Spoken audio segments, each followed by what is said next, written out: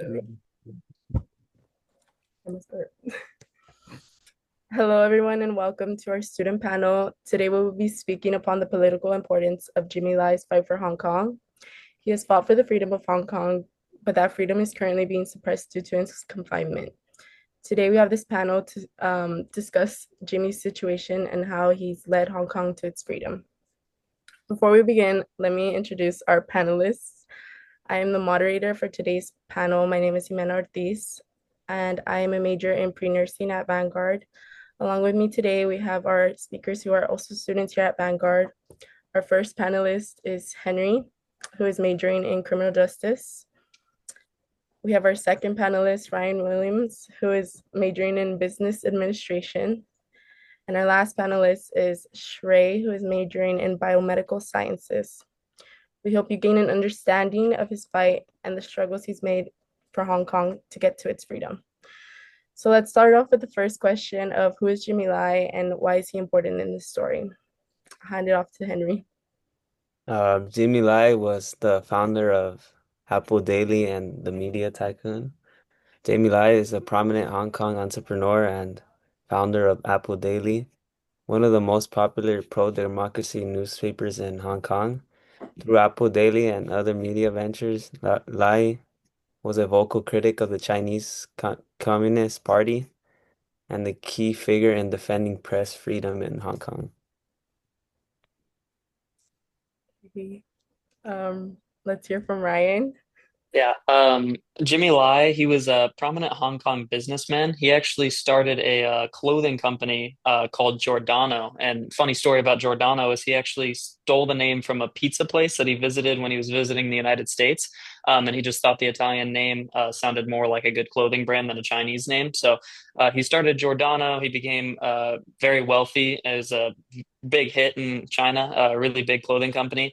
And then he eventually turned to media. And through his media, he was a really big threat to the Chinese Communist Party. The media company was very like kind of Western, and it spoke out a lot against the Chinese Communist Party and things that they were doing. So he faced a lot of threats and a lot of issues from the China in general and their whole government. And then he grew up really poor as an immigrant. And then through all of his business ventures and just a lot of things he did in his life, he was able to kind of gain that wealth through Giordano and then start a lot of other projects. Okay. Shrey. Yeah, so following up on what Ryan and Henry said, I think Jimmy Lay's story really stuck to me because it's not just about the politics, it's mainly about his own personal conviction. So he started his life in extreme poverty, as Ryan said. He worked in a sweatshop as a child and eventually became one of Hong Kong's most powerful entrepreneurs. So that alone in itself is pretty remarkable, but I mean, what's even more powerful is what he chose to do with his own success. So rather than protect his wealth or reputation, Lai actually became one of the loudest voices for democracy in Hong Kong. And at a time when speaking out was dangerous, when others had means of leaving, he stayed believing it was his own duty to fight for what he believed in. Yeah.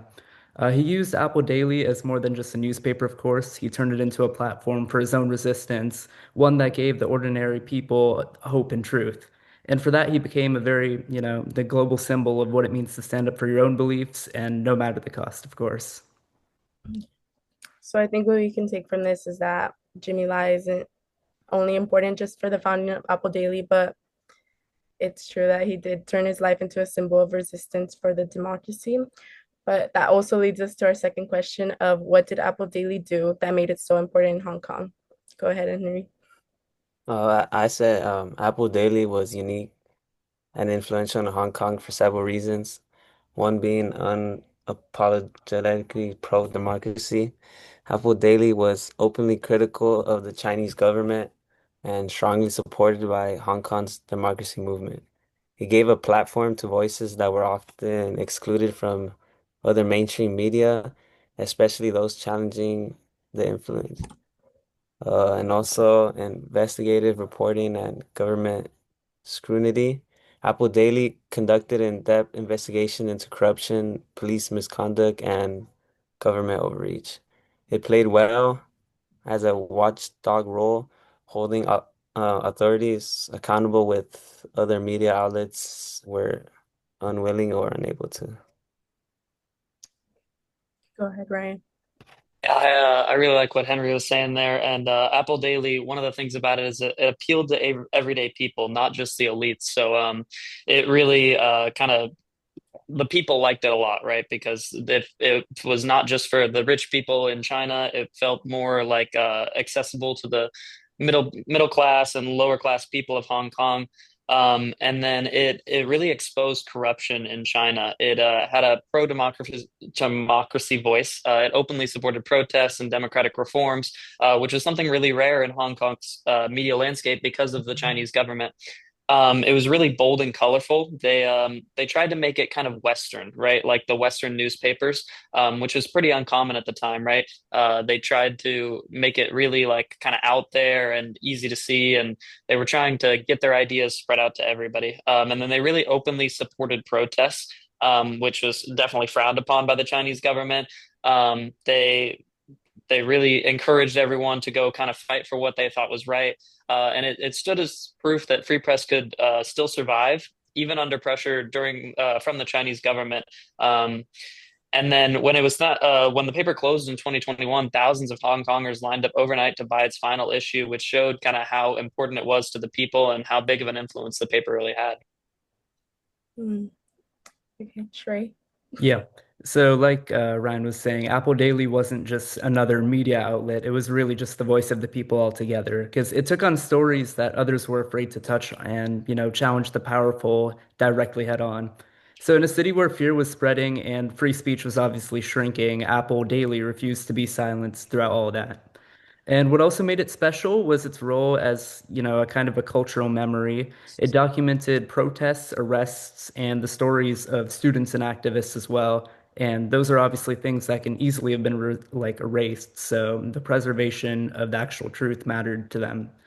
And the paper also gave momentum to the movement itself. It didn't just report on the resistance, but it also amplified it, meaning people were inspired to act and speak out because Daily or Apple Daily made them feel seen.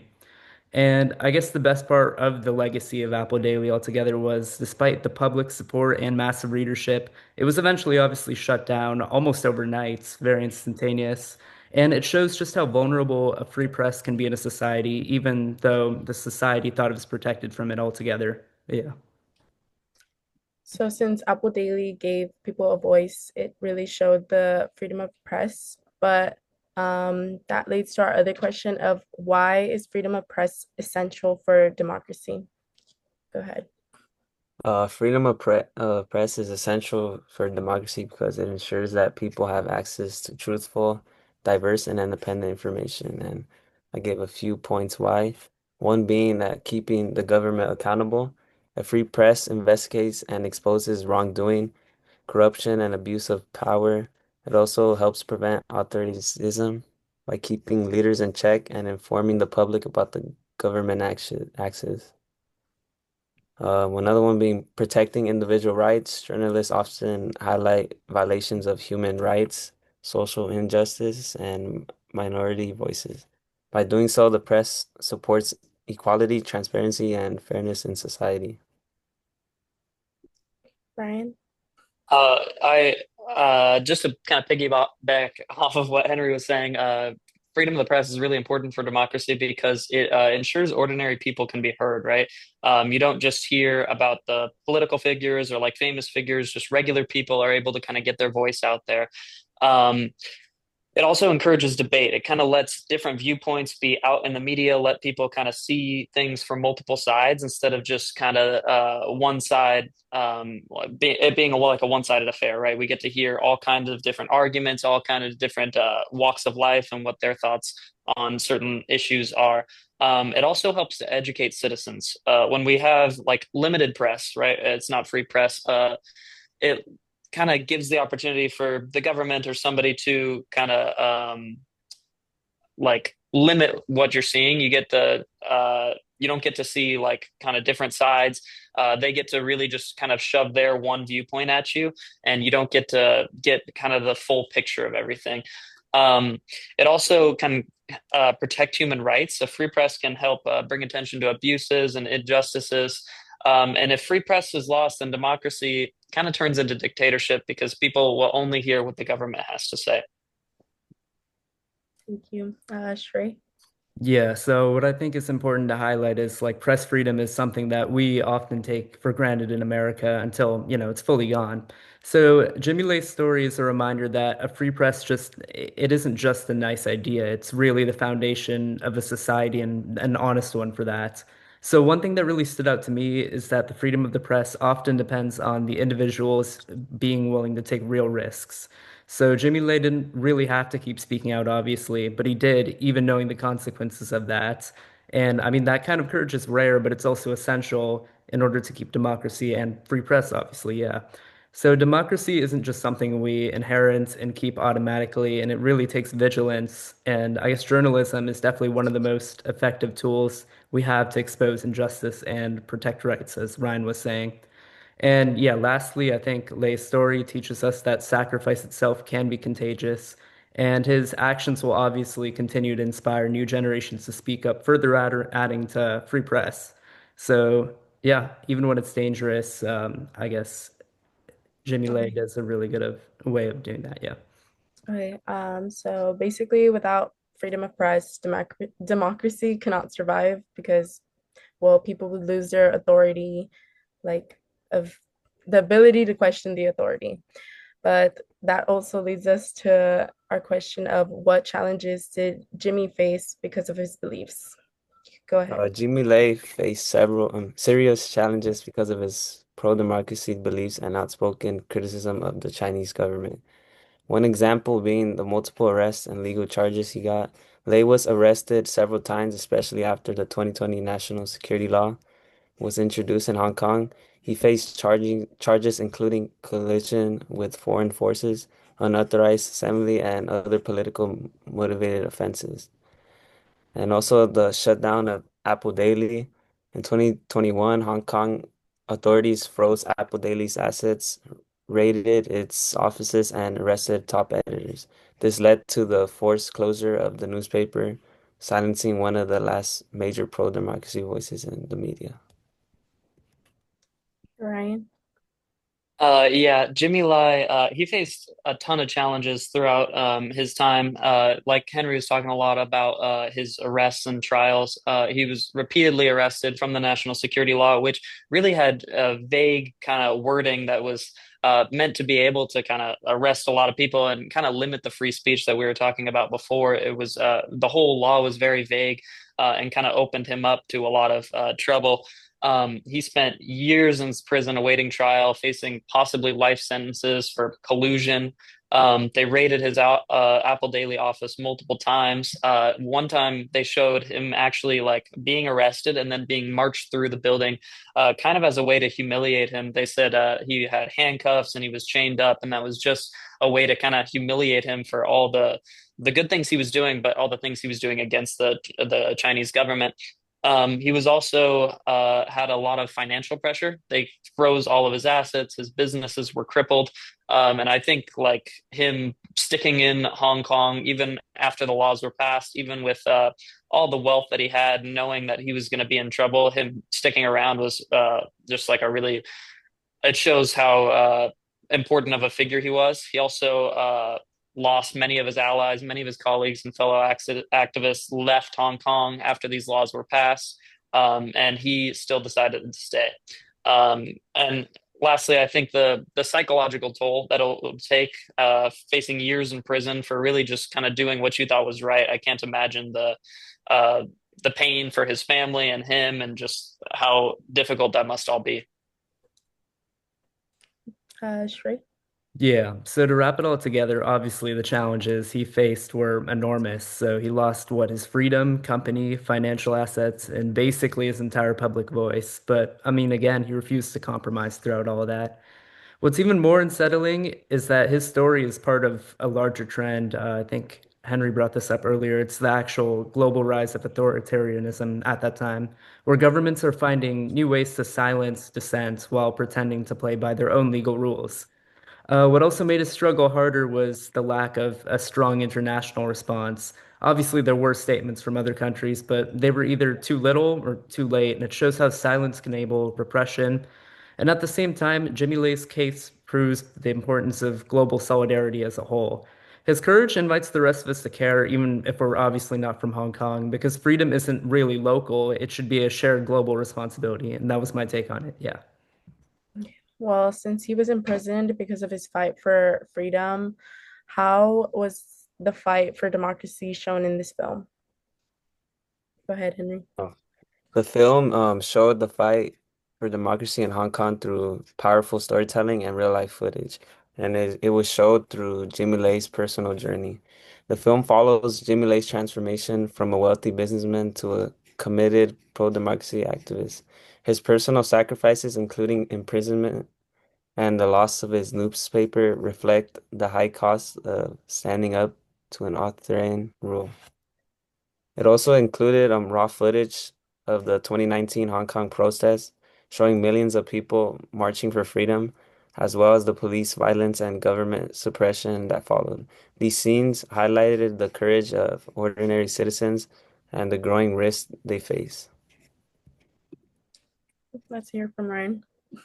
One of the first things that the film showed was the Tiananmen Square, and that's when kind of Jimmy decided to start like speaking out and fighting for democracy. And this was a little bit before the whole Hong Kong thing, but in Hong Kong they showed all these protests. They had multiple films where millions are marching, or multiple moments where millions were marching. At one point, there was, I think, 2 million active protesters, and Hong Kong has a population of 7.4 million. So that just shows like how kind of involved the people were with everything. They also showed police brutality. They saw tear gas, rubber bullets, just kind of like assaulting many of the protesters. And even when the for a while the protesters were nonviolent, right? They tried to just kind of keep it a peaceful protest. Eventually there was a smaller group that was fighting back a little bit, but for the most part they were nonviolent protesters, and the police were using these extreme means to help kind of get rid of the protests.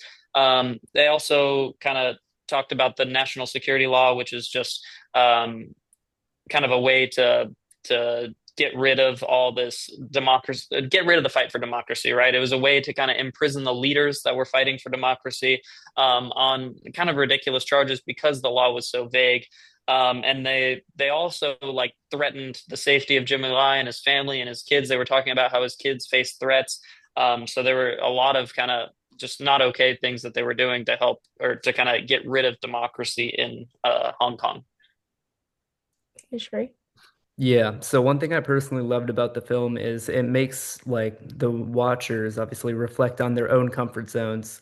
So watching Jimmy Lai go to prison for standing up for what he believed was right, kind of forces us to ask, what would I do in that situation? Would I be willing to take that same risk? It also shows that the fight for democracy doesn't really stop at borders, and it's a shared value that requires a shared response altogether. And the film pushes us to realize that what's happening in Hong Kong could also happen anywhere, really, and that we have a role to play even from afar.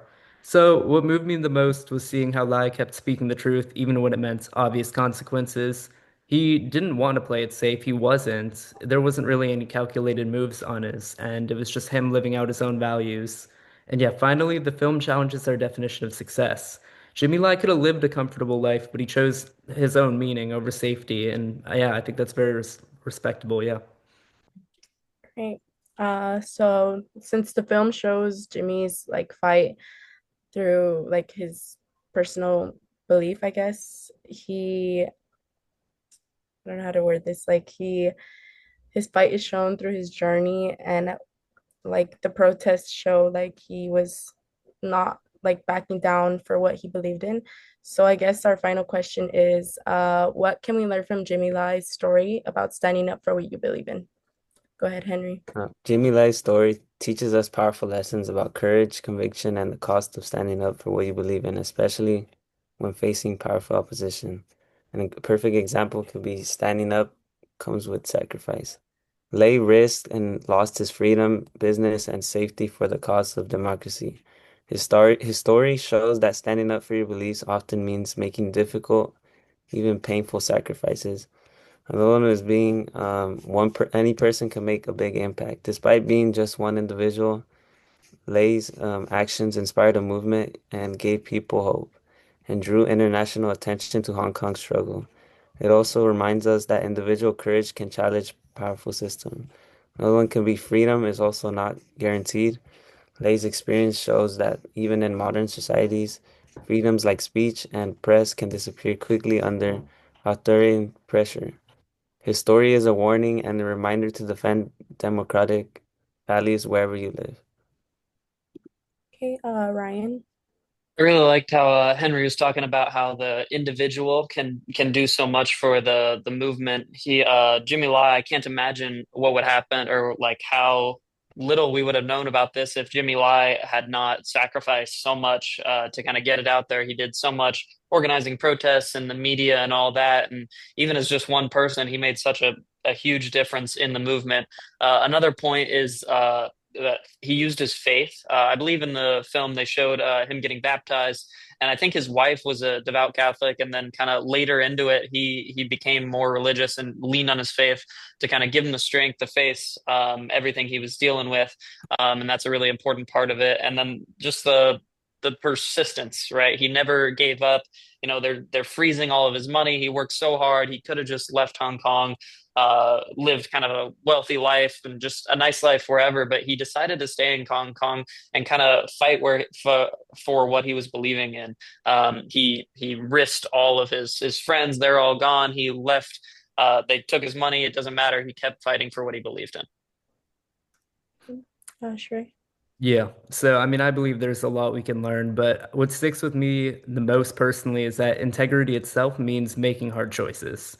And it doesn't mean just saying the right things because Jimmy Lai chose principle over, privilege. He knew what it might cost him and he did it anyways, even though he had all of these great stuff going for him, a lot of assets. But yeah, his bravery shows us that courage itself is contagious and that people follow examples. And Lay's example gives permission to others, especially the younger generations, to speak out even when, it's risky. There's obvious consequences to it. And it also reminds us that freedom itself isn't inherently passive. It requires action. It isn't just something that you get. And Lay didn't wait for someone else to defend democracy. He did it himself and he did it publicly and faced all the consequences that came with it. Lastly, I think Lay's faith played a powerful role, as Ryan said, in his own resistance. It wasn't just, political conviction, it was both spiritual and personal. And that deeper sense of purpose also gave him the strength to stand firm when others gave up. Yeah. Okay, well, thank you, Henry, Ryan, and Shrey, for your insights. As we've seen today, Jimmy Lai's story is about the fight for freedom, justice, and human dignity. His courage shows that even in the face of huge pressure, one person can stand up for many and inspire them. Even though Jimmy Lai's future is uncertain, we hope his story encourages all to hold on to hope and stand up for what we believe in. Thank you all for listening.